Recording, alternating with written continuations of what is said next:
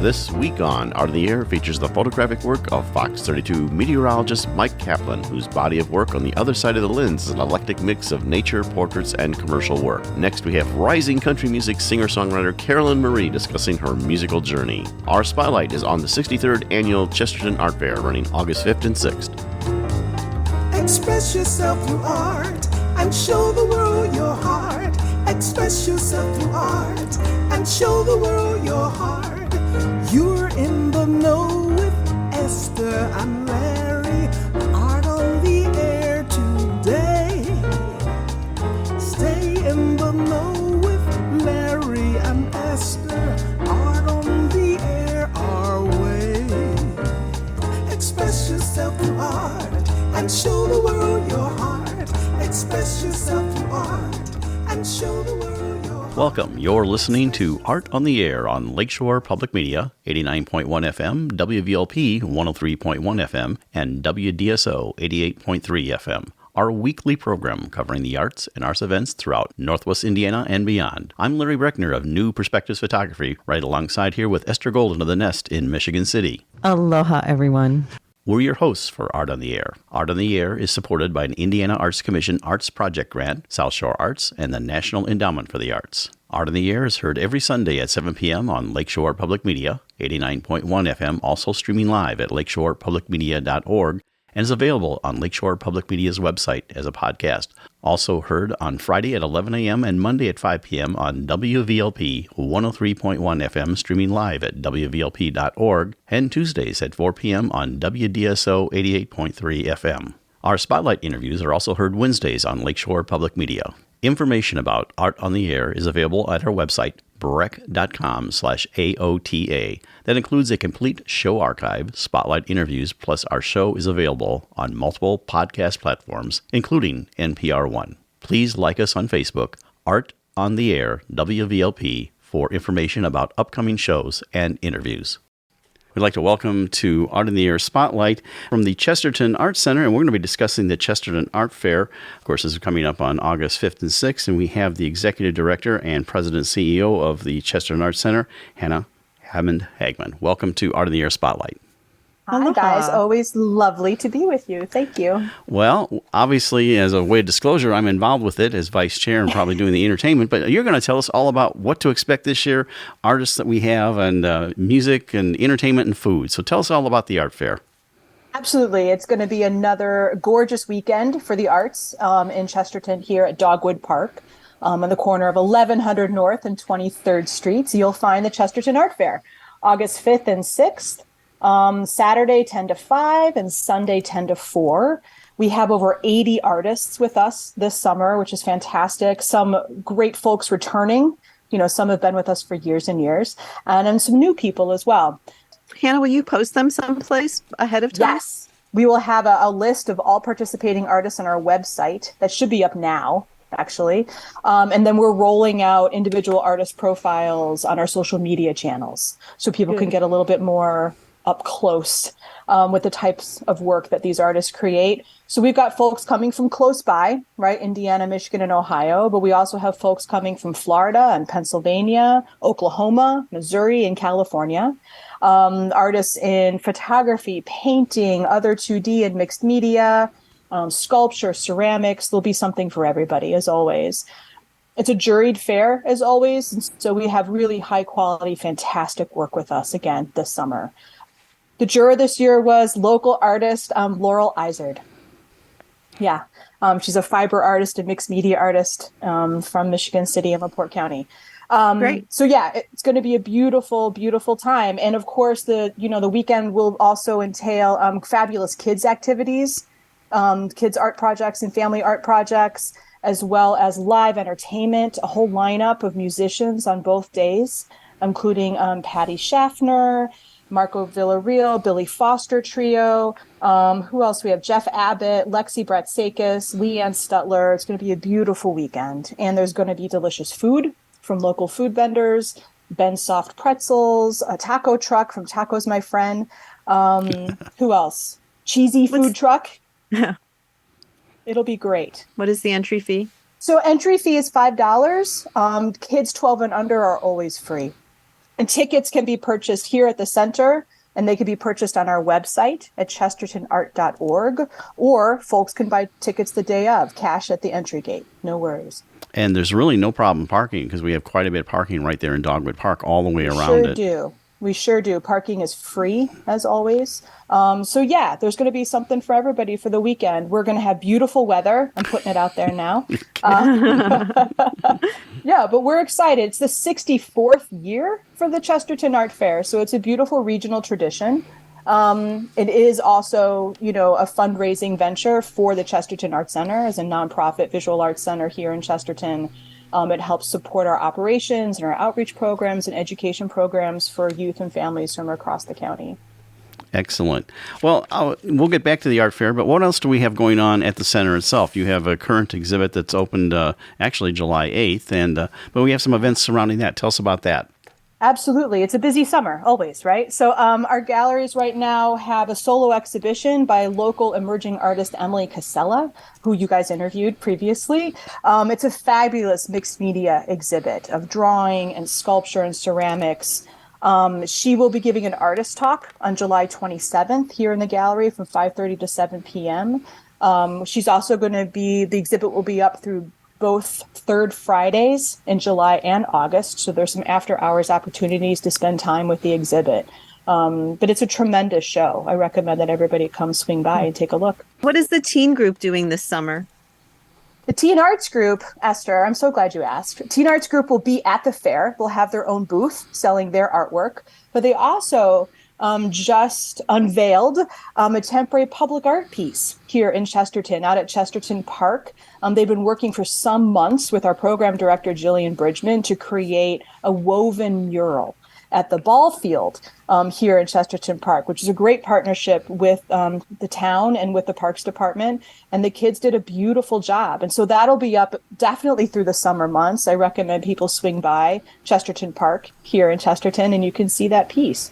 They did something on the weekend with the Upsy Daisy group. Are they still going to do that again? Unfortunately, Upsy Daisy isn't happening this summer, but so I know, we miss it as well. It's taking a pause for this season. So, but yeah, this was they got very excited about doing that public art piece, and we were looking for another outlet for them to design and create a piece. And so this was a really fabulous partnership that made that happen. You mentioned Third Friday. Tell us how that went in our last about minute and few that we have left, and then we'll get back. Third Fridays? Yeah. Yeah, so Third Fridays are a new initiative here in Chesterton. So all throughout downtown, creative organizations and businesses are open late on Third Fridays, at least till 7 o'clock. Some others, some are staying later than that. But it's a chance for folks to kind of wander through Chesterton and learn a little bit more about the artists and creatives that call it home. Excellent. Well, let's recap one more time. The Chesterton Art Fair. Tell us all about that real quickly in our last moments here. August 5th and 6th, 10 to 5 on Saturday and 10 to 4 on Sunday. So come on down to Dogwood Park. And hours of the Chesterton Art Center being open? We are open Monday through Friday, 11 to 4, and Saturdays 10 to 2, except for additional hours for other programs and events. Excellent. Well, that was Hannah Hammond-Hagman from the Chesterton Art Center, the Executive Director, CEO. Thank you so much for sharing everything coming up from Art in the Air Spotlight. Thank you, guys. Thank you, Hannah. Thanks, Esther.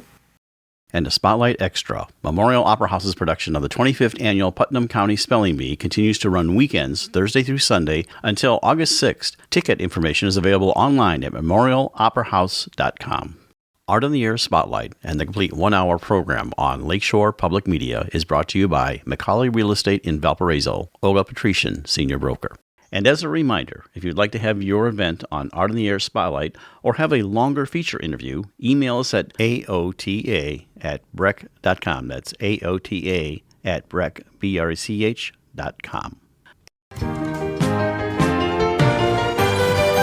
Hi there, this is Public Radio theme composer B.J. Liederman, and you're listening to Art on the Air on Lakeshore Public Radio 89.1 FM and on WVLP 103.1 FM. And WDSO 88.3 FM. We are pleased to welcome Mike Caplan to Art on the Air. Mike is an accomplished and published professional photographer, a meteorologist for Fox 32's Good Day Chicago, as well as an adjunct instructor at the College of Lake County, where he teaches photography. He and his wife also own a photographic and web design business. Thank you for joining us on Art on the Air. Aloha and welcome. I love your Hi. glasses. My gosh. The better to see you with, right? Those are spectacular. I like that. I need some rose-colored glasses that are like that on those days when the forecast isn't so good. Right. And of course, people always blame the weather man and woman for bringing the weather, and it has nothing to do with that. Right. Well, Mike, we appreciate you coming on the show. And all of our guests, we always like to find out about their personal story. I always like to say how you got from where you were to where you are now. So tell us all about Mike Caplan. Well, I was born in Waukegan. When I was young, we moved to Gurnee, which is, interestingly enough, the town that my wife and I live in now with our 3 dogs. When I was in high school, I kind of had a propensity for doing things that were theatrical. I was also strong in science. So I like to think that as I've matured, I've been able to kind of homogenize those 2 disciplines into what I do today. But I will tell you that when I initially went off to college, my parents encouraged me. They didn't force me, but they encouraged me to go to Northwestern. I got in, which was nice, but I didn't care for it there. I had a dangerous triple major of wine, women, and song, and that did not afford me enough time to really devote to classes. All kidding aside, I worked at the college radio station. I was in marching band. I made the top jazz band. I was a trombone player as a freshman. Theater? Did you get into theater there? I did not do anything in theater there. I was too busy doing the other things. But I left that school with my tail between my legs. I really needed to regroup. So my dad dragged me out of there one April afternoon, and he said, "You got to get your you-know-what together." And I did. And that ensuing summer, I started working at a radio station in Zion, Illinois.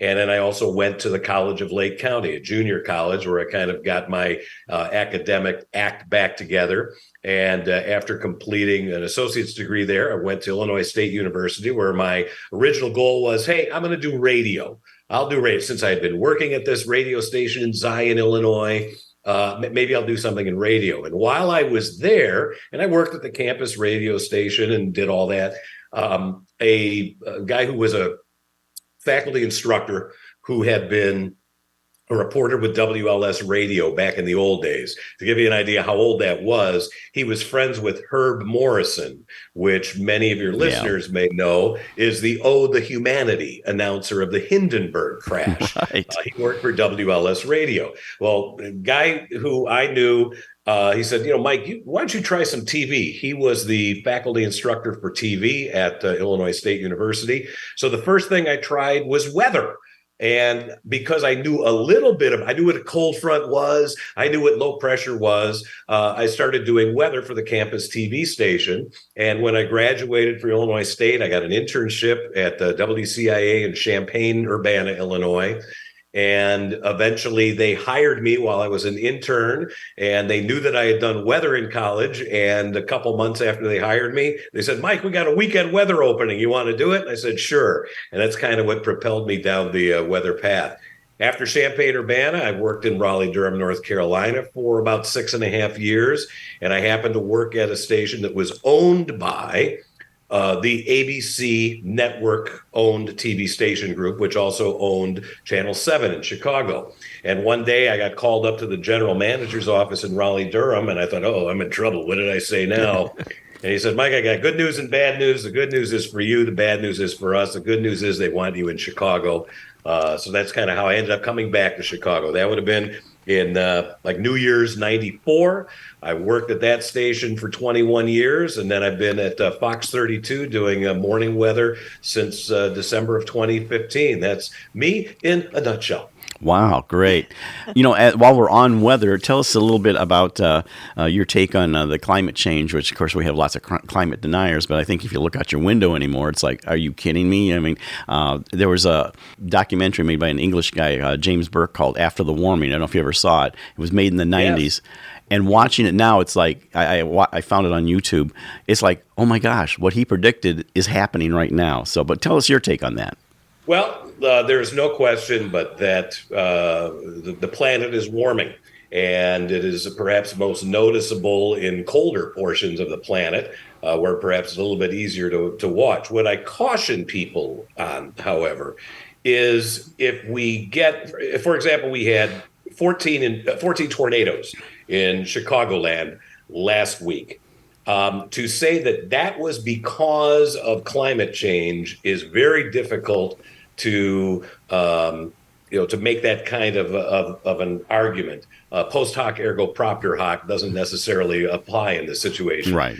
But if you look at the overall patterns around the world, not just the country, not just in our own backyard, there's no arguing but that the warming of the planet is taking place. We can measure that, we can quantify that, and it is definitely having impacts. One of the other kind of scary compounding influences will be this year's El Nino, which is a warming of the Pacific Ocean waters off the coast of North and South America. In weather circles, the saying is, how the Pacific goes is how the world follows. When the Pacific warms up, it is usually followed by warming of land all across the world. And that may indeed be the case as we head into this upcoming winter. You may have heard a couple of weeks ago the 3 hottest days ever recorded on the planet. And granted, we haven't had accurate measurements going back all time, but we're recorded on consecutive days. So that speaks something to the net effect of what's going on with our atmosphere. I want to touch on some more of your childhood for a moment. Okay, it's been a long time, Esther. Well, let's.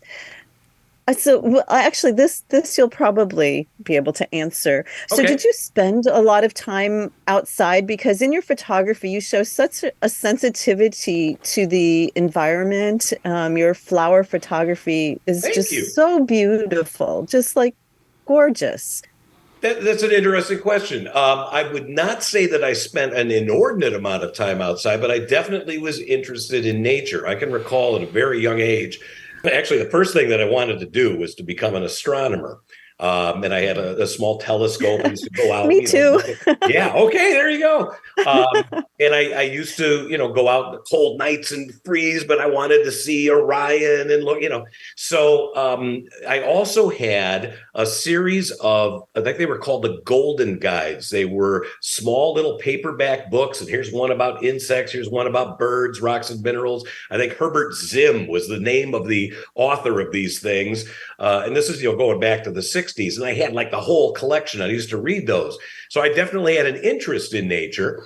And then I think that my interest in nature was really advanced by my aunt and uncle. My mother was a native North Carolinian. My father grew up in Chicago, but I still had aunts and uncles in North Carolina, and I would visit them a couple times a year. And my Uncle Bill and Aunt Tootie, they would take me out. And my Uncle Bill knew they were both biologists, and he knew every single insect. He could tell what bird that was just from the call. And they taught me, I think, even a greater appreciation of nature than whatever I had beforehand. And that may have been what maybe opened my eyes a little bit more clearly to nature. The other thing I'd say about the flowers is that when I was younger, particularly high school, if we had a botany class, I couldn't stand. I hated plants. It was something about animals. I loved it. But if it was botany, I had absolutely no interest. And then I think when I became a homeowner, I started to get interested in landscaping. Oh, what is that plant? What is it? And I'm kind of obsessive compulsive about learning things. And so I dove into as much botanical knowledge as I could. I had some friends at the Chicago Botanic Garden who worked there, and they would, teach me things. So I've learned just enough to be quasi-dangerous when it comes to identifying plants and things in the yard. And my use of Latin is, if nothing else, adequate. Well, your framing of those shots, it's just like they're just exquisite, really. Oh, I appreciate that. Thank you. And I love, one of the nice things about botanical subjects is they're typically not moving. Right. Compared to, what I'm talking about. But Larry. yours are moving, and you feel like you're right there and they're alive, which is what I love about them. I know what you mean there, but I'm speaking of the actual subject. Unless it's a super busy day, isn't moving. Compared with if you're trying to capture a bird in flight, that's a much more difficult subject to capture. But I do love doing the botanical photography, and a lot of it, I'll be honest with you. I mean, I've got the fancy equipment. Larry, I know you're a Canon guy just like me. We've got lots of money invested in glass and all. And some of my best work is done with the iPhone. And the capabilities that these devices have now, it's really remarkable. I mean, I can't get the same sort of resolution. I can't make as big a print as I can if I'm using that. But no, they maintain pretty good integrity even as you go larger. And if you push it, there's such a beauty even in when things sort of get pixelated as well when you go bigger with those. Sure. But I understand what you mean. I know I shoot a few things with. I have the newest Samsung, and the camera is really good. But then when you sit down with it, process Photoshop, and you're going, all right, here it's a little dicey, and you try to manipulate it back to world. But yeah, I agree. They do a nice job. I usually blow up my work to at least by 20 by 30 and I print them on canvas. So it's a whole different thing. So tell us how you made you're obviously been doing weather for a while, but how was photography in the background in your younger days, or did you just decide to pick that up? Or it was. In fact, when I was in high school, I had a buddy who's later become a film director and screenplay writer, and he worked at shopping mall in the camera store. And I worked at what is now Six Flags Great America in Gurnee. And at the time, it was Marriott's Great America. And I was the amazing Alfredo. I guessed your age within 2 years, your weight within 3 pounds, or your month of birth within 2. Now, hey, I don't want you saying, hey, you're still a guesser. I don't want to hear that. But what I did is I bought a camera. With my very first paycheck, I went out and bought a Minolta XG7 film camera. And I would go into the park because employees could go into the park on their days off for free. And I would walk around, I'd take pictures of my coworkers as they were working, and I'd go print these things off. And my buddy gave me a little deal on the film processing. So, since I've been about, 16 or 17 years old, I've enjoyed photography. I think things really took off for me when my son was born. That would have been in 1998. And I got my first digital camera then. And as I mentioned, I kind of, when I get something, I want to get good at it as quickly as possible. So a lot of the things were self-taught, but then I took some courses, went to some workshops and things, and that's what propelled my photography. So you consider your start date, like I think 2009 is when you really considered maybe get that move to professional photography. Right. When my wife and I got married, it's my second marriage. When she and I got married, shortly after that, we started a photography business, and she kind of caught the photography bug as well. And what's nice is, I think your wife also is a photographer, Larry. I've seen some of her work. If we could be in a beautiful mountain vista. Maybe we're out by Jackson Hole, and here are the Tetons, and I'm taking some pictures. I'm trying to get the barn in the foreground and the mountain and the clouds. And Laura sees somebody's thrown out an old tennis shoe in the parking lot. She's taking a picture of that, and then she's going to edit the bajiminy out of that and create something way more clever than whatever my, Ansel Adams attempt was, pointing 180 degrees the other way. So it's kind of nice. She finds subjects that she finds interesting, and we're not always shooting the same thing. It's very complimentary.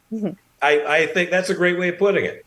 Yeah, we suffer the same thing. My wife and I, when we go out, and I remember when we went out west, and I was shooting like you, or vistas and everything, and she shoots this thing where there's a tree in the foreground. It's like, I'm like, wow, why did I miss that? So yeah, and she's also what I call a non-technical photographer. So once in a while, she runs into a thing where she says, well, I want to get this, and I said, well, you need to adjust the depth of it. I don't want to do that. I know that, but she has a great photographic eye. Just sometimes it's like, okay, this is how you do it. I don't know that, and I said, well, okay, that's the next step, honey. But Well, and this is a real, I think, teaching photography, teaching the mechanics of what we do is one thing, but to be able to teach somebody how to have that eye, that is much more difficult. Some people, I think it comes more quickly to, or it's something that might be innate. But there are other people who, you can tell them how to adjust the aperture, how to, increase the ISO when things are dark, and what, this button does and how to rotate that. If they can't get a composition right in their head, it's going to be very difficult for them, I think, to excel artistically. What I used to advice I give to people that are trying to learn composition, I says, imagine it as a print. I said, when you're looking through the viewfinders, there's kind of an excitement about doing that. But I said, think of that as what's going to be a print or something that's going to be on your wall. I said, that will help you compose a little bit, I think. So, yeah, I fully understand that. So, sure. So in your photographic business that you have with your wife, are you mostly doing the kind of photography that you just mentioned where you're shooting what you like, or do you take on corporate events and other things? And do you work together? Generally? Yes, and yes. Cool. There is a photographer, I believe that he is a part of the Canon Explorers of Light group, named Rick Salmon. I think he's written about 9 million books. Right. And he famously says, when people ask him, what type of photography do you specialize in? And he says, my specialty is in not specializing. And I kind of embrace that. I love shooting everything, whether it is an inanimate object, whether it is a bird in flight, whether it is an animal in the distance. But I think for me, my favorite type of photography is working with people.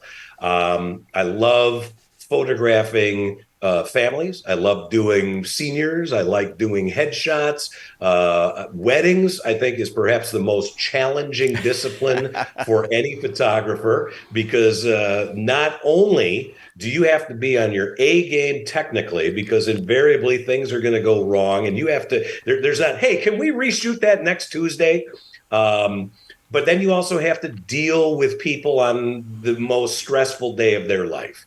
And I like to think that I have the technical capability to handle what's going on with the camera and my lighting, but that I also have the people skills to make people comfortable when they're working with me. And that's, I think, one of the more rewarding aspects of what I do. We shoot commercially. Coming up the end of July, we're photographing a wedding, and then the day after, I'm doing photography for a jewelry store with a couple of models, and that stuff's going into a magazine in Door County. So that's like an ideal weekend for me, and that's a lot of variety. Yeah, the variety. Great point. I embrace the generalist photography thing myself, or I go through phases. Like I'm going through a phase because I live on a lake, shooting a lot of the herons and natural thing on the lake. But yeah, I agree with you. I like to consider myself a generalist, and of course, my photography grew out of.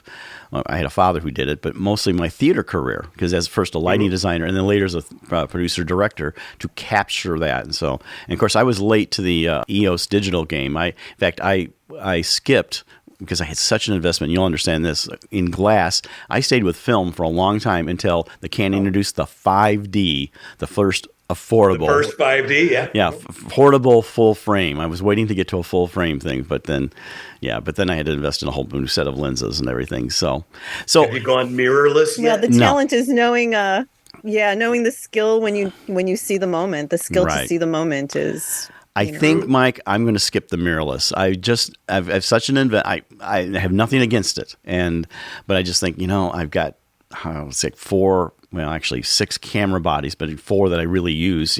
Mark II, 2 Mark IIs, a 5D SR, which is a 50 megapixel I use for wildlife, and then I just picked up a Mark IV.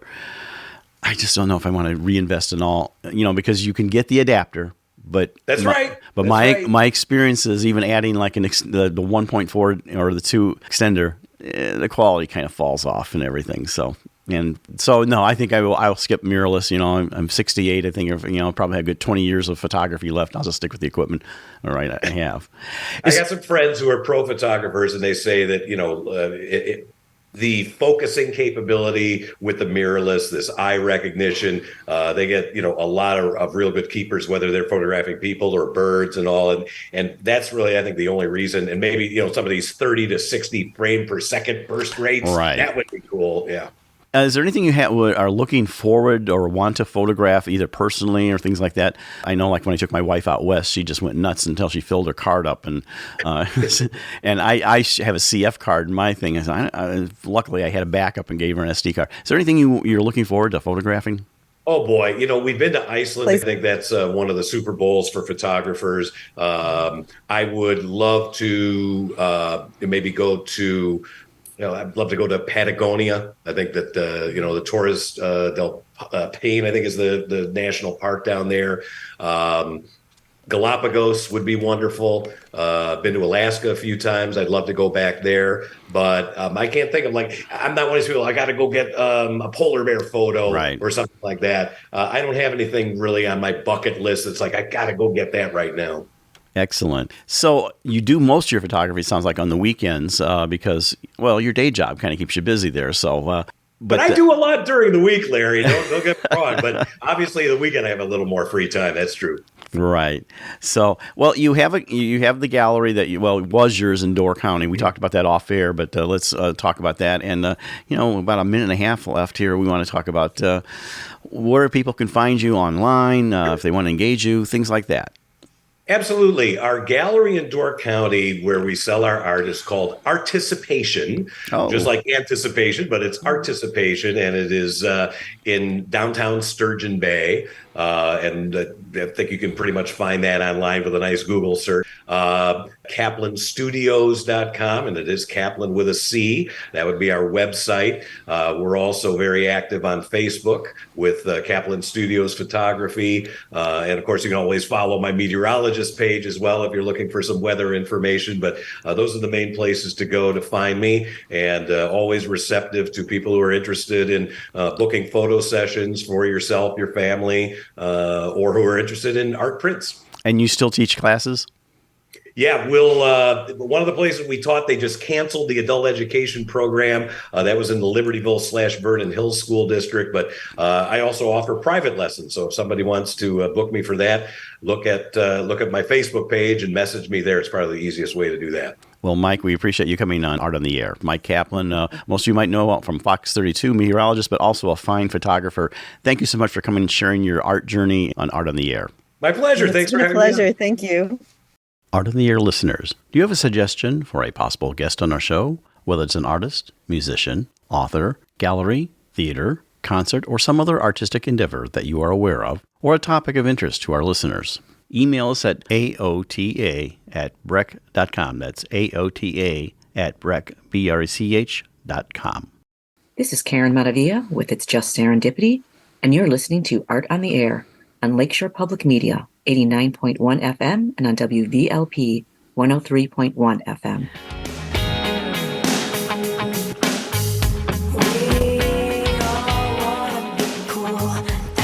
We would like to welcome Carolyn Marie to Art on the Air.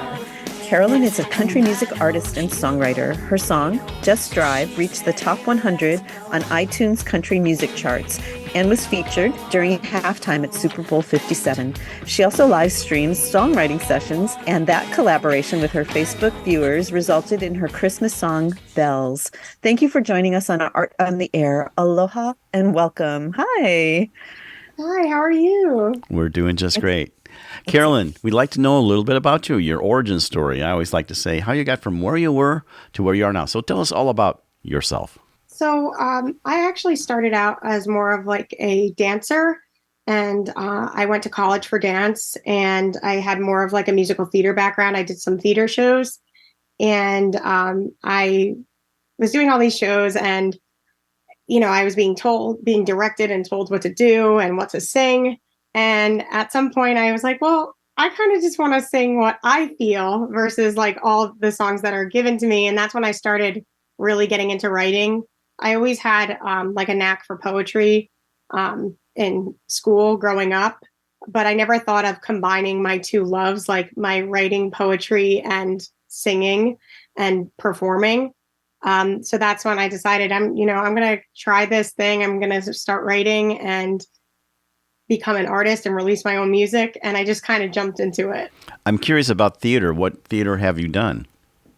I've been in Kiss Me Kate and Cafe. I was like an ensemble singer and dancer in both of them. And then in Smokey Joe's Cafe, it was a little different. It was more like a repertoire kind of show.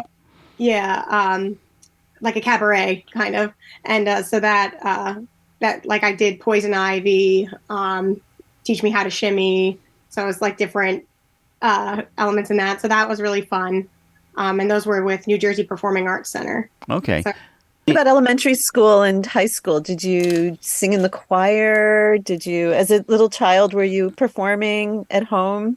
Yeah. I mean, I started dancing when I was 3 years old, so I was always on stage. And I went, and through that time, I went to a local dance studio for a while, and then I went to New Jersey School of Ballet, which then I started doing New Jersey Dance Theater Ensemble, and I was performing in New York on Summer Stage. And then at that point, I started kind of taking voice lessons in between with some really great instructors. Stephen Snow was my first voice instructor, and then Alex Garrido. And I thought I was going for musical theater. So I auditioned for Tisch Cap 21 musical theater program when I was about 16. And I did a summer at NYU for that. And so that's when I was really kind of taking all my performing arts loves and putting them together. And then when I was in college, that's when I think the songwriting really just, I was like, I can write my own songs. This could be cool for me. Did you sing in cafes? How did you perform your music in college? In college and after college, I would, I started like going to open mics. That was like the very beginning of it all. And I would just sing my songs and see, get people's feedback from them. And then I got a band together and I started performing, and those led to, bigger stages. And I got to perform with Boy George and the Culture Club and the Thompson Twins at the Stone Pony. And then the Ladybug Music Festival, and really cool. So it was kind of just like a process over time. It started very small, just myself, just putting myself out there and seeing if anyone was interested at all and liked what I was doing. And that grew and developed over time. I stuck with it. What influences in music, like artists that you admire and singer-songwriters you might admire? Tell us about some of those things.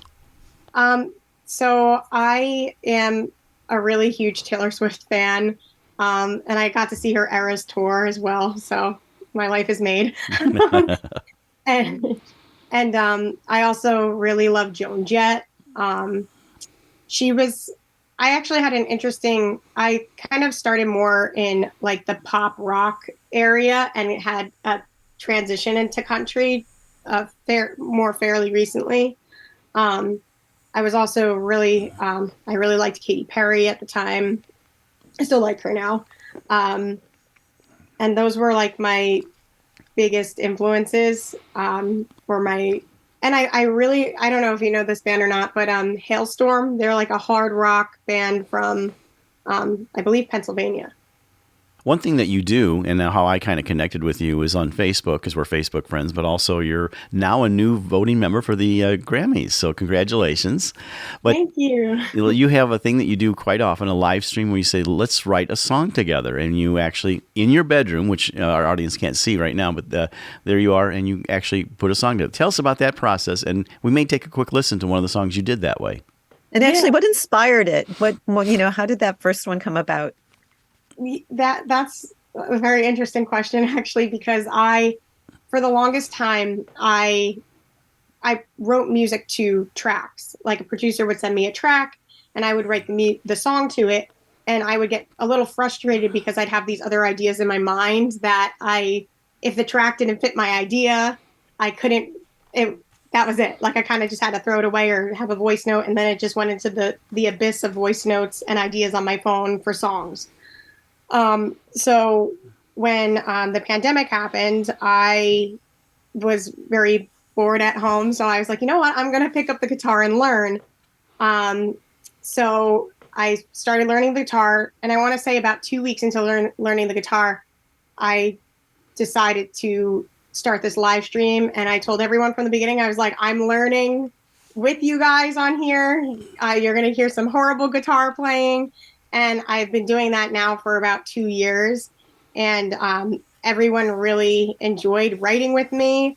I enjoyed writing with my fans. It was just this really magical experience. And it gave me like an outlet because I couldn't, at the time, right before the pandemic started, I had a band all together. We were performing. I had dancers. I had this whole big live show. And then all of a sudden that happened. And it was just like, kind of felt like it was right from me. So I needed a new outlet. And that's when I picked up the guitar and started that stream. Excellent. Maybe this would be a good time to take a listen to one. Tell us a little bit about Bells. That's one of them that you created this way, and we'll just take a listen to it when you're ready. Yeah. So Bells was a Christmas song. It was around Christmas time that I was like, let's write a Christmas song. And everyone was like, let's do it. And we wrote it on the stream together. And from there, it was a, very stripped acoustic version of the song. And I had reached out to John Kennedy. He's a producer in Nashville. And he took that and got a bunch of musicians from Nashville in the studio and created the music for it. And then I cut vocals at home.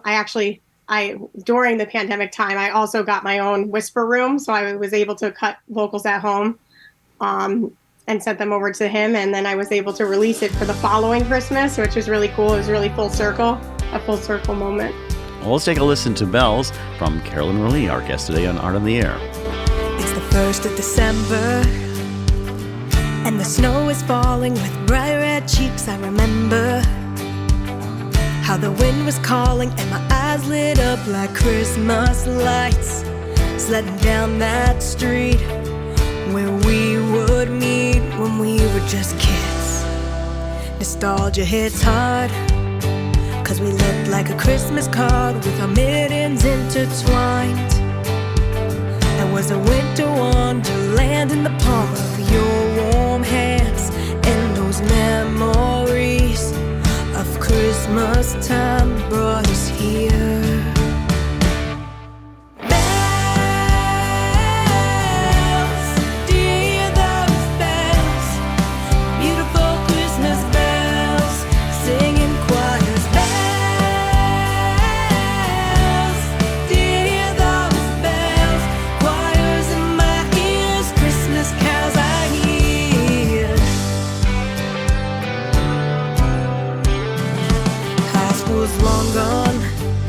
Singing in the South, and you're on Wall Street in New York. It's ironic how the season brought us back home to this small town. You're my Christmas miracle. So we dance in the barn, lit up festival of lights twinkle in my eyes. You reach deep in your pocket, now there's mistletoe. You kiss me so, I guess Santa got my note after all. Bells, do you hear those bells? Beautiful Christmas bells, singing those choirs. Bells, do you hear those bells? Choirs in my ears, Christmas carols I hear.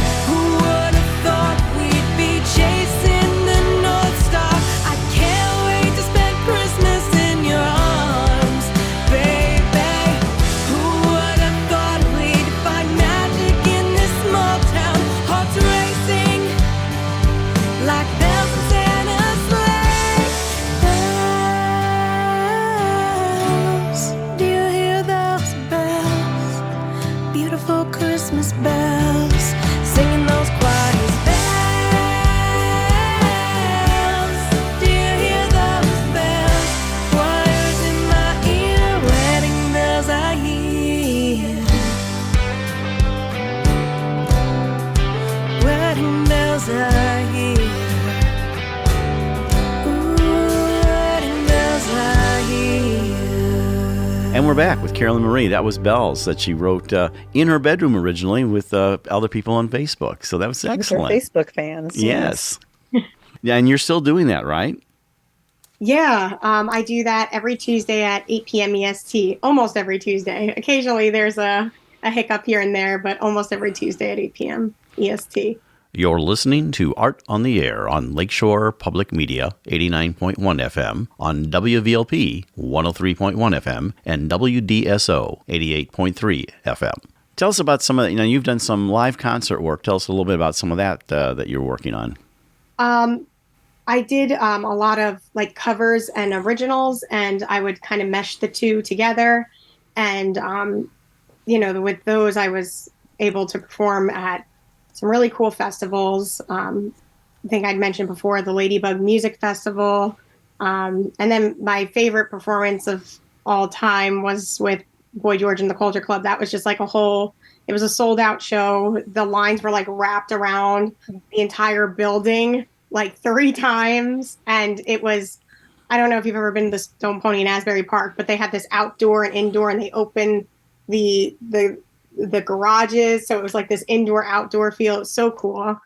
And then shortly after that show, I got to perform at the Steel Stacks in Bethlehem, Pennsylvania, because I was awarded the Lehigh Valley Music Awards Discovered Artist Award. That was in 2019. And that show was really cool.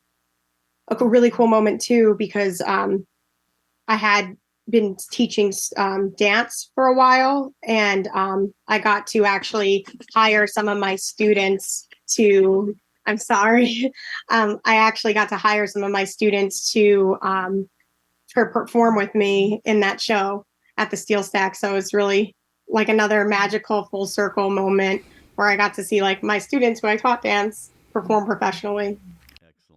So are you back to performing live? Have you got the band and the dancers back together? We're working on it. It's in the process currently. I have an agent that I'm working with, so that's going to be launching soon. And it's a little bit of a new direction because of the country shift. So, but I'm really excited about it. Now, you said you had kind of a shift in your genres of music to country, and you're kind of unique that you're on the East Coast doing country, where everything kind of tends to be in Nashville and the South and everything. So tell us, how does country play in the East Coast? So as far as like how the shift happened, I think I just at the time when I was younger, I just felt like I was more into pop music. I felt like a city girl. I felt like New York City was like where I wanted to be. And over the years that shifted. I grew up in a small town in Hunterdon County, New Jersey, which when people think of New Jersey, they think of, I feel like they think of like Newark, but really there's a lot of. I think more of Bon Jovi, but yeah, or Bon Jovi, yeah, right, which was like would be like maybe like down the shore kind of vibes, but where I'm from is a lot of farmland. And I just kind of looked around one day and I started like to see a shift in what the music I was listening to. And I was like, I live in the country. I know it's not like your typical country, but I'm like in almost West Jersey on the cusp of Pennsylvania on a bunch of farmland. So it's like, I should lean into it. That's true. Yeah. Well, we want to talk about your next song that you released, or I guess it's your newest song, Just Drive. Give us a little background on that before we take a listen to it. Yeah. So originally my friend called me up. She was working with a French NASCAR driver. And she was like, "Hey, would you write a song for him, like for his for his campaign?" And I was like, "Yeah, definitely." And I so that's how that kind of started, and that's really how that happened. And I wrote that song, and I love it. It's fun. It has a lot of energy behind it. And when she called me up for that, I was just excited because we had kind of lost touch for a little bit, and that was like a way for us to reconnect again too. So I was excited to get to work with her again. Well, let's take a listen to that. That's Just Drive, Carolyn Marie, and it should become the official anthem of 2023 NASCAR. So NASCAR people, if you're listening, this would be a great song for you to have. We're driving in your car, got my game face on. We're riding real fast, you're one lucky dog. I saw the signs, I saw the red flags, but when nothing goes right, I go left. Whoa, hey, don't loosen up, baby, just show me. Fly fast and dirty, honey. Oh, hey, I was born to run, honey. So just drive, just drive, just drive. I was born to run, honey. Just drive, just drive.